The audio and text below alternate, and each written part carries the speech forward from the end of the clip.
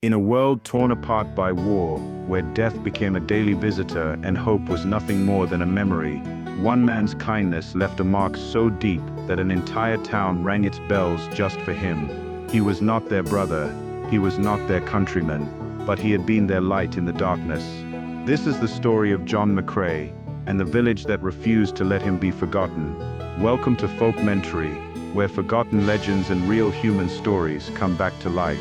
Today we remember a man whose words crossed oceans and a town that repaid kindness with a sound that echoed across history. John McCrae was a Canadian doctor, poet, and soldier. He served on the battlefields of France during the bloodiest years of World War I. Amidst the mud, the shell fire, and the endless rows of the fallen, McCrae tended to soldiers from every side, friend and foe alike. He wrote the now immortal poem In Flanders Fields, capturing the grief and fleeting hope of those who and meningitis. On January 28, 1918, he died in a military hospital. The news reached the small village he had helped save. They could not offer him medals. They could not rebuild what the war had taken, but they could give him one thing: their sorrow and their thanks. That evening, as the sky darkened and the fields whispered with the wind, the village rang its bells.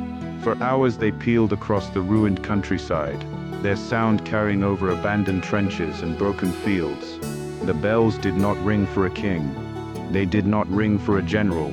They rang for a doctor who had sat by the wounded and whispered hope when no one else would. Soldiers stopped in their tracks to listen. Nurses wept in the hospitals. For a moment the war paused, and John McCrae's spirit lived in the song of the bells. Today many know the words to In Flanders Fields, but few remember the man who wrote them. And fewer still know about the town that rang its broken bells, not in victory but in gratitude.